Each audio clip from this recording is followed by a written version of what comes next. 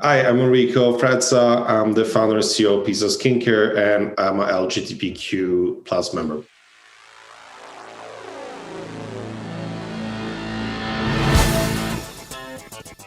Hello, Out Bosses. Rhodes Perry here, and welcome to this week's episode of the Out Entrepreneur, a weekly podcast where I get to interview today's most inspiring LGBTQ bosses crushing it in business.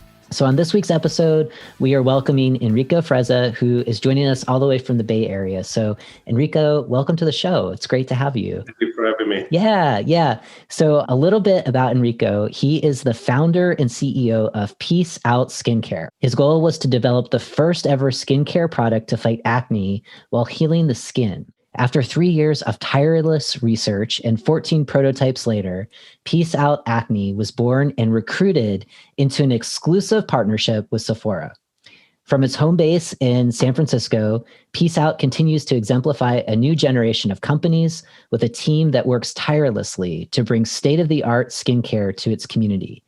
By giving a facelift to one of the most clinical and sterile categories in skincare, Peace Out has forever disrupted the industry and will remain the go-to Band-Aid for skin imperfections. Okay, Enrico, this is really cool. I think we may have had one other person in kind of like beauty care on our show before. So you're the 200 episodes. So you're one of few people that can help us understand your industry a little bit.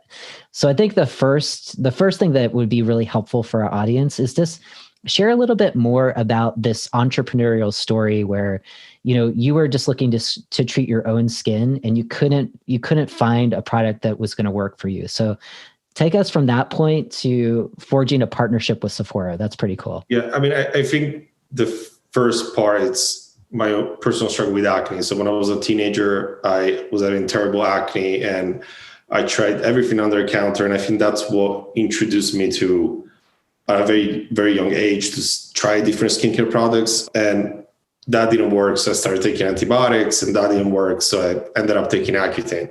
And Accutane was, you know, it's a hard medication and it did clear my acne. But after a couple of years, then I stopped because the oil glands and everything else goes back to normal eventually.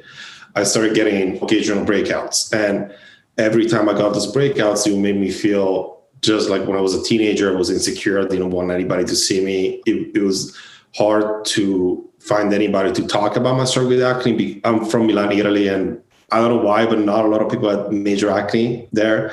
So it was hard to find other people to explain the mental struggle that came with it and, you know, just openly talking about it.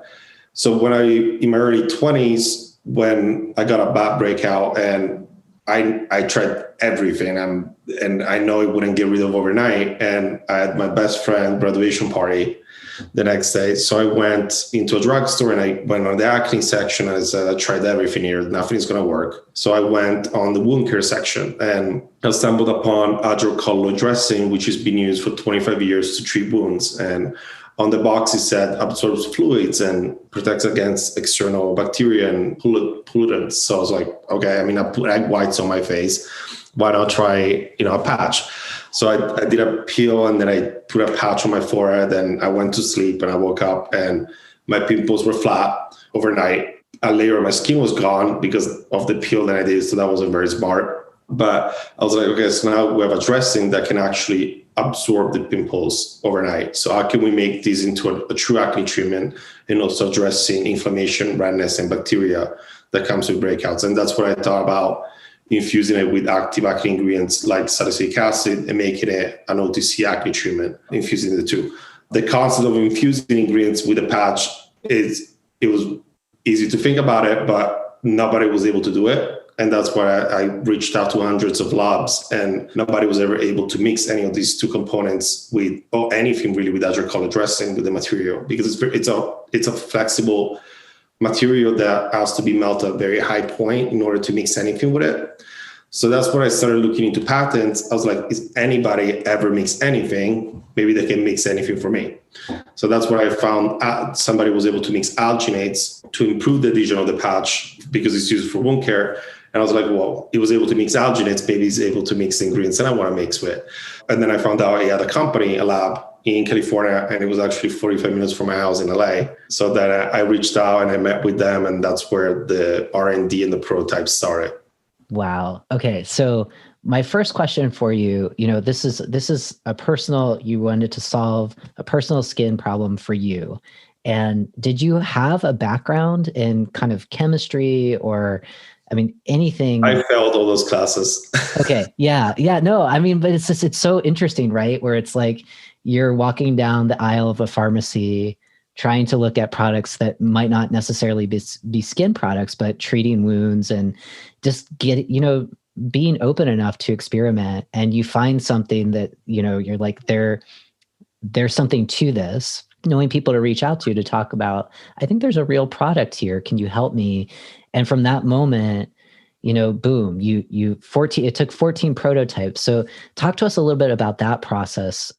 So he actually started in a home because not having a lab to be able to test it, I was putting topicals products and then putting a patch at different percentages and different ingredients. So it was all done in my kitchen to that point.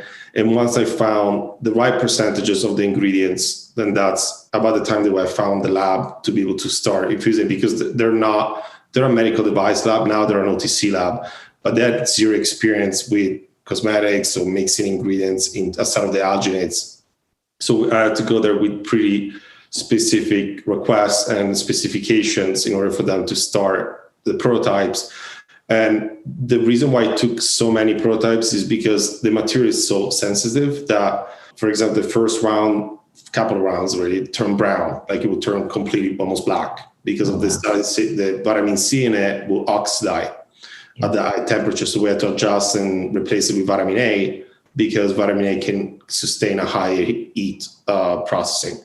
And then it wouldn't absorb or it wouldn't adhere to the skin. So there was a lot of adjustments that had to be made in order to achieve the final product. Once the final product was achieved, I was like, okay, this is the best acne spot treatment in the market that we can hit it. Now, that's where we started working on the brand and started, reaching out to Sephora and really developing the future of Peace Out in the branding aspect and the vision of it. And so what was that like in starting a partnership with Sephora? I imagine you might have talked to other companies too. So what was it about Sephora that got their interest, and how did you agree on what that partnership would look like? So it took a while to get a response. We had somebody that used to work for another beauty company at Sephora. And so he had some contacts at Sephora, and we were able to send basically a brand presentation along with samples to Sephora. And it took about 6 months to get a response. And finally, we got a response, and we were able to get a meeting, and we flew to New York. And when we sat down, they were like, we love the brand, we love everything that you're building, and we love the product, but you need to come back with a full brand, because we can't just launch one product. So come back with a vision of like where you're gonna go in the next 2-3 years with a product pipeline.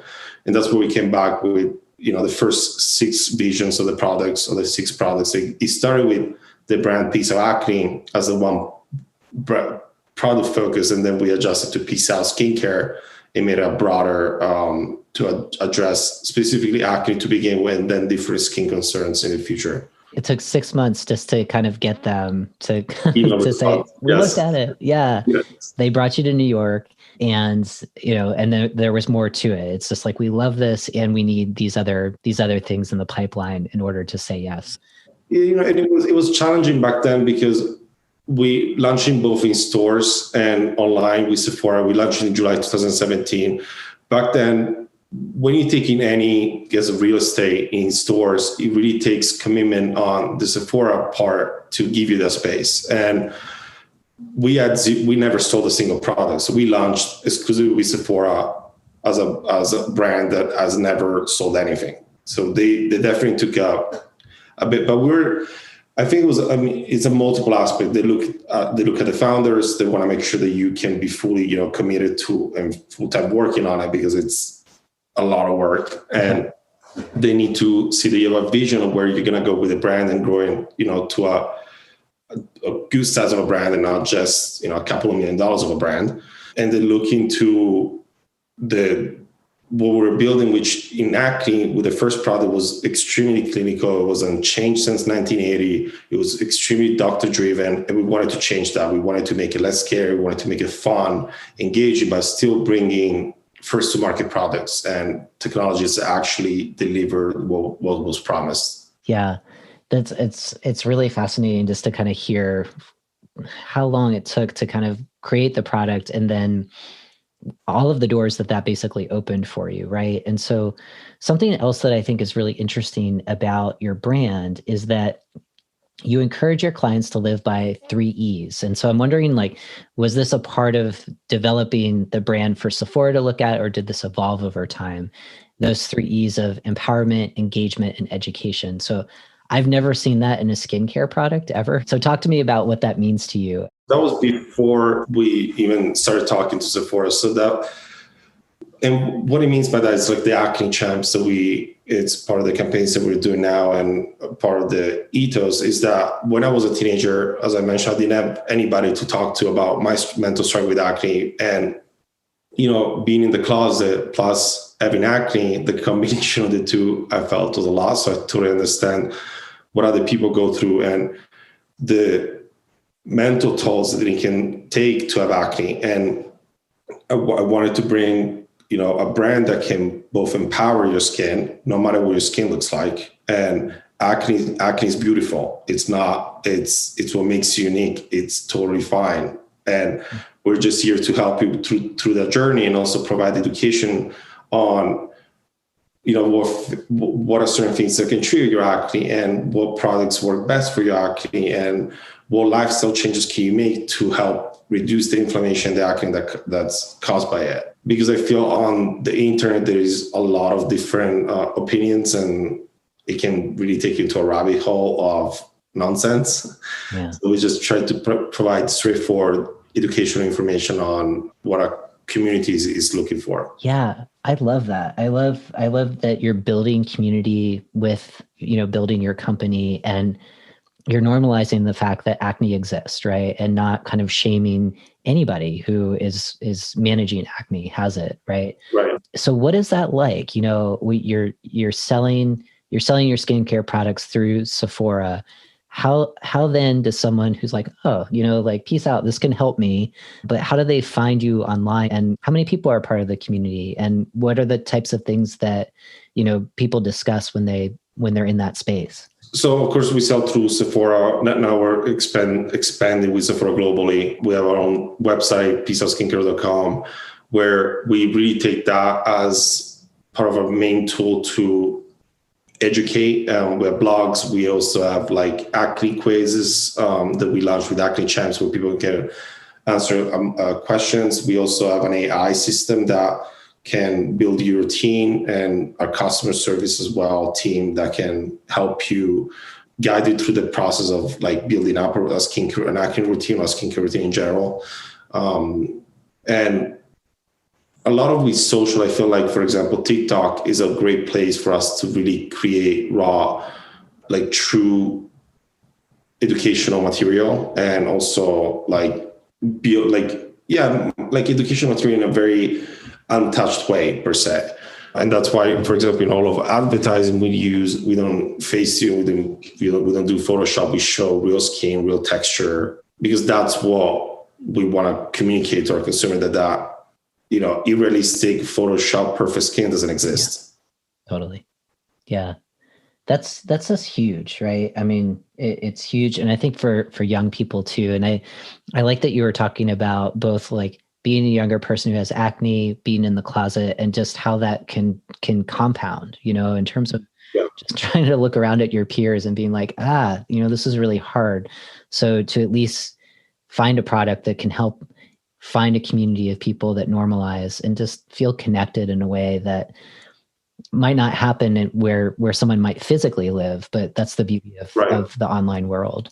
So really powerful. And I think it's in alignment with some of the other business owners that we have on this program, where you're leading purpose-driven businesses. And I guess like keeping this audience in mind, what might be one thing about starting a business like yours, right? In the way that you started it, that our community of LGBT business owners may not know, but could benefit from? So anything, as you think of like, if I knew this one thing, that could have helped sped up this whole process. Yeah, I mean, I wish I did a lot of things when I started. I had a cybersecurity company, so it was totally unrelated to beauty. I think that unless you're passionate about what you're doing and you truly have a vision of where you want to go and a purpose of why you want to do it, I think it would be extremely challenging. For example, to just do it for the money, I think it really translates that into what you do and how you do it.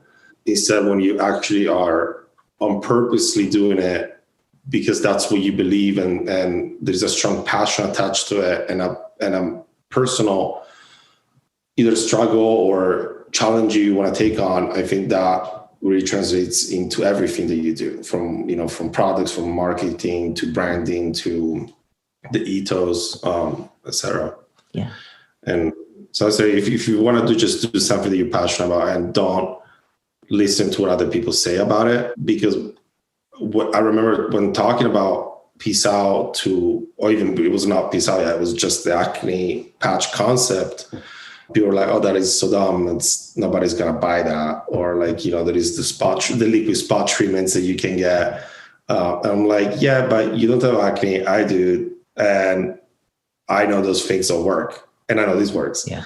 So I just stuck to what I knew was best in my gut and proceeded with it. Yeah. Yeah. That's just like following your intuition. And I love what you're saying about purpose and passion. It's just, there's a zillion ways that people can make money.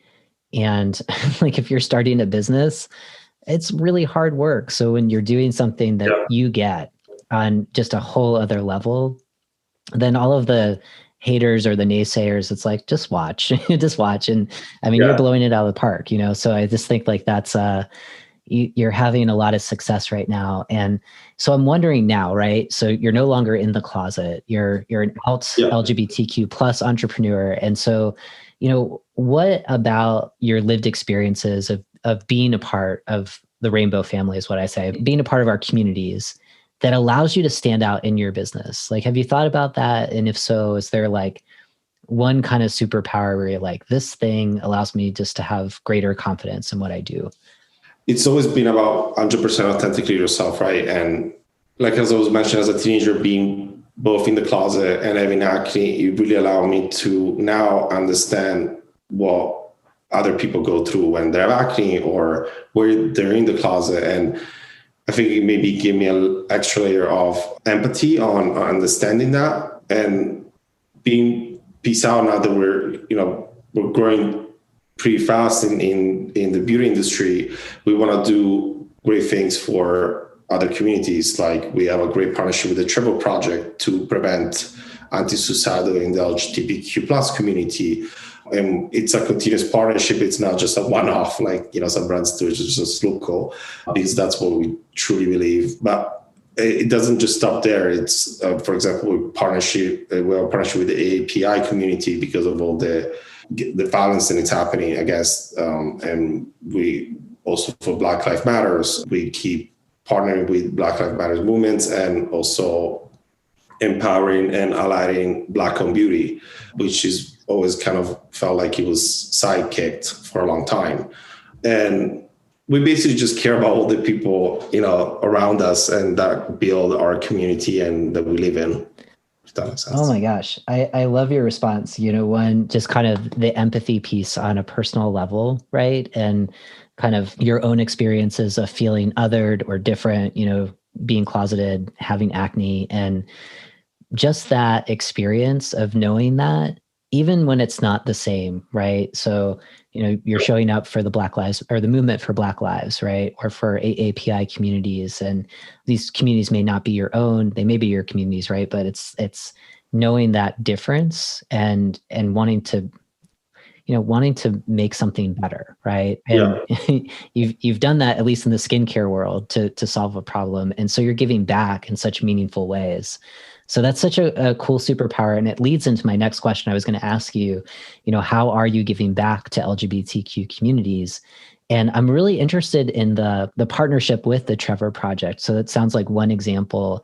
And you said it's not like kind of a typical Pride campaign where all of our product labels now have rainbows on it. It sounds like you're doing something of more substance. So what does that look like? I guess like 2 years ago, we really were starting to look at what makes sense to us as a brand to partner in a long-term partnership with. And of course, we partner with different things like plant one tree because we also want to reduce our environmental impact. And we always try to improve, like now replacing foil pouches with biodegradable pouches and try to move away from plastic and look into alternative options. So those were like different things that we're doing across the beginning and we're still doing, but we're like, we really need to like put our feet down and partner with someone long-term and that we can truly connect with our, well, first of all, LGBTQ plus brand. So the Trevor Project totally made sense. And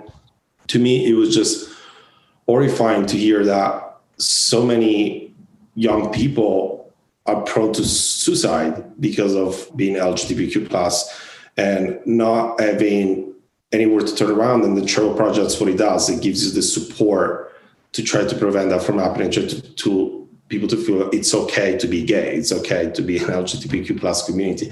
And that just speaks to me so much when, like, I grew up in Milan, Italy, and I didn't know a single gay person in my entire life until in my early, like I never met, I mean, I'm sure they were, but they were all in the closet. Yeah.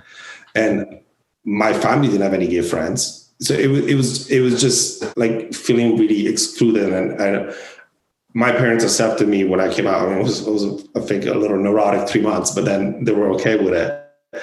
And I cannot imagine what it would feel like to be kicked out of your house or for your parents to never talk to you just because you're gay. It doesn't change who you are. And I feel the Trevor Project is doing an amazing job and really helping a lot of people. So that's what we felt really connected with to commit to a long-term partnership with them. Thank you for doing that. I think it's huge. And so the partnership, just for other folks who are thinking about, I would love to do that too. So what does that look like? So we do on a monthly basis, we do net proceeds to the Trevor Project. We also run like partnership campaigns where we promote the Trevor Project through the Peace Out platforms. For Gay Pride, of course, we scale it up a little bit to like for the month. But we did the Peace Out X Trevor Project where there was part of donations, there was part of also educating on what these young people go through as the LGBTQ plus community and the facts around, societal rates and just trying to educate people on be more understanding and being out there for friends and family that might have that person that needs the help. Yeah. And it, the best thing you can do, I think, is educate and people that don't know much about it so that they can hopefully help the next person that they might need help at that time. Absolutely. I was just scrolling back up to look at the 3 E's again of empowerment, engagement, education, and net proceeds are huge, right? At the same time, that visibility of being on your blog and, again, just as much as your product normalizes, people have acne, normalizing there's LGBT people in the world, there's LGBT young people, we're here for you, we have your back. That's huge. It just gives me so much hope learning about your company and the future of businesses like yours that can be purpose-driven, can be environmentally conscious. The fact that you're even thinking about, from the point of producing the product until it gets out into the hands of your customers, every step of the way, trying to reduce, environmental harm. That gives me hope.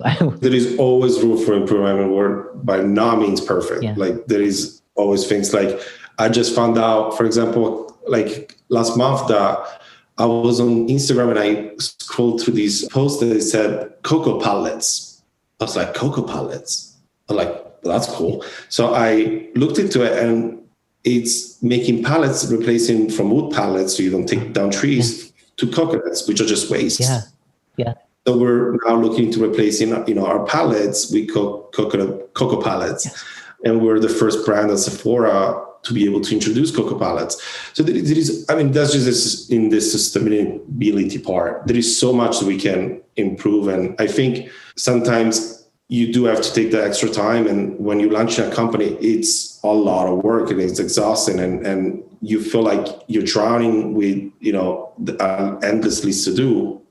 But at the same time, there are things that you need to do to make sure that you're not just doing it for yourself or for the growth of the company, but you also are implementing things like sustainability, like projects that you work with, and like we did with the Triple Project, et cetera, that give back to the community, per se.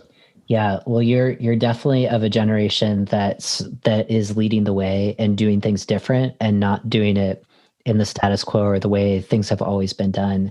And I hope other people get inspired by what you're doing and follow, right? I mean, just let the cocoa palette is a great example. Now I'm looking into that. It's just an example, but it was so random. It's just on Instagram, and I could have just went to the next post and looked at a body shop or whatever, per se. And instead of stop, I was like, I took a screenshot and researched it, and I said to my team, we need this. Yeah. We need this cocoa palette. Yeah, absolutely. Could just imagine like all of the products you make, they're on pallets, right? So why not just make that one change? A lot of pallets. Yeah. I'm sure, which is a good thing, right? So why not use coconuts? And as someone who lives up in the Pacific Northwest, I thank you, because every time I go out and hike and I see trees that are just cut down, I'm like, there's got to be another way. We have so many other products on this planet. It's nice that we're slowly but figuring out alternatives to things. They're not so great for the environment. Yeah, and you're doing it. You're choosing to use your money elsewhere, and I think that will create new competition in different ways, which is good. So 2 more questions for you. And thinking about people who listen to the show, they might have an idea, they might be solving a problem on their own like you did and are just kind of testing the waters to jump into being an entrepreneur. What kind of advice would you give to them just to kind of continue trusting their intuition and maybe giving it a go?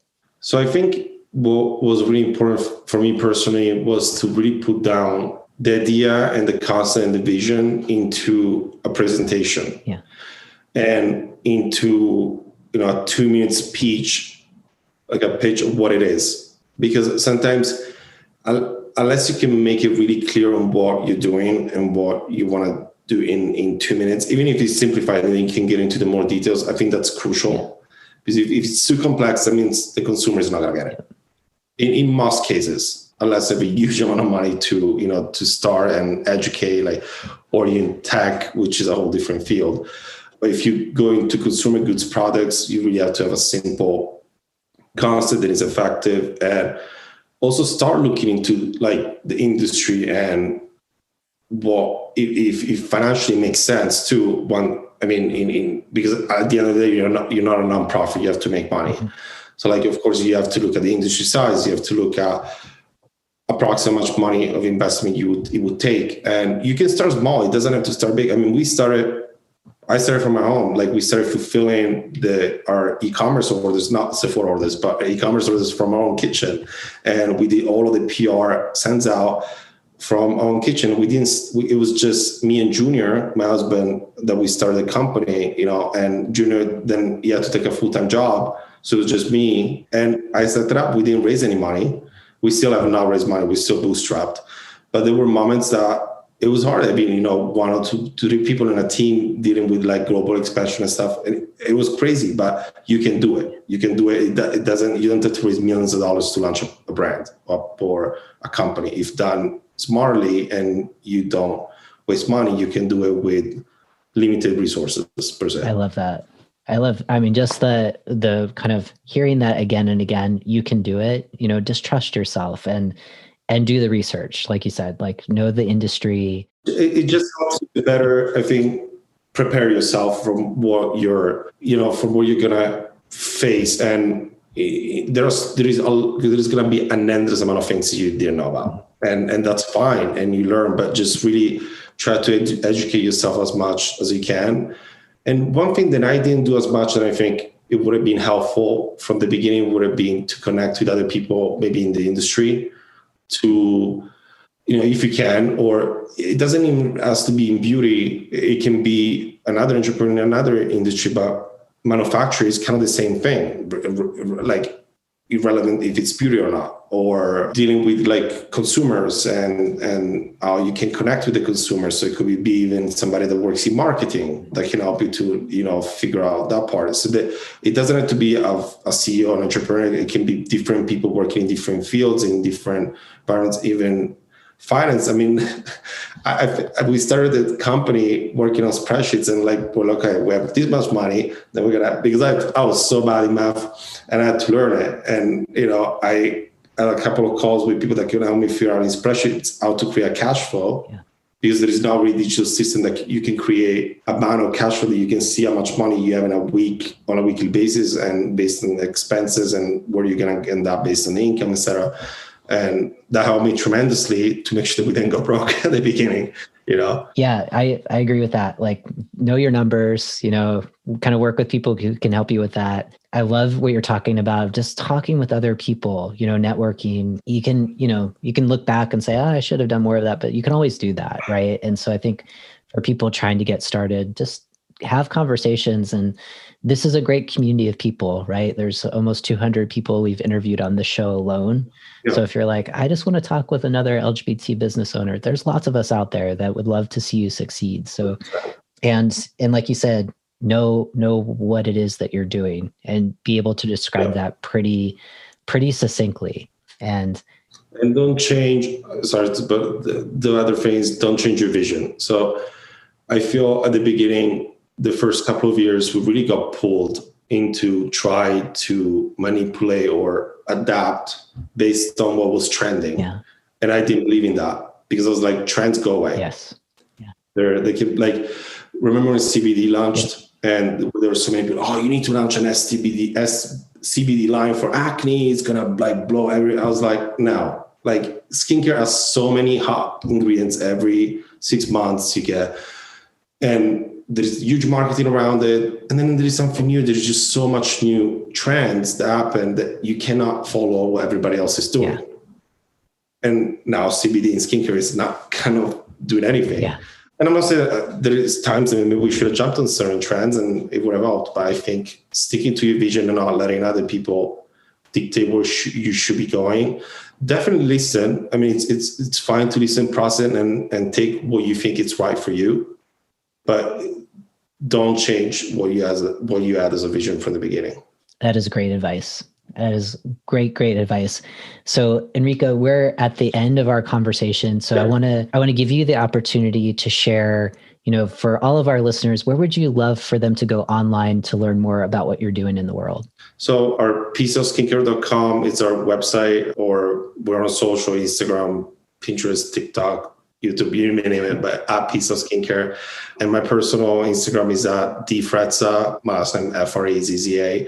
And we're sold on Sephora, US, Canada, Europe, Middle East, Australia, New Zealand, and with Boots and Cold Beauty in the UK. Whoa. So you're everywhere. You can find your products everywhere. And definitely for the website, we'll make sure that people can find that on where our show notes are. So Enrico, thank you for being on the show. It has been a pleasure learning about you and your business. And for everybody who's tuned in, thank you for listening again this week. Show notes are at outentrepreneur.com. And as always, keep showing up as authentically as you want in life and work. And we'll see you again next week. Thank you.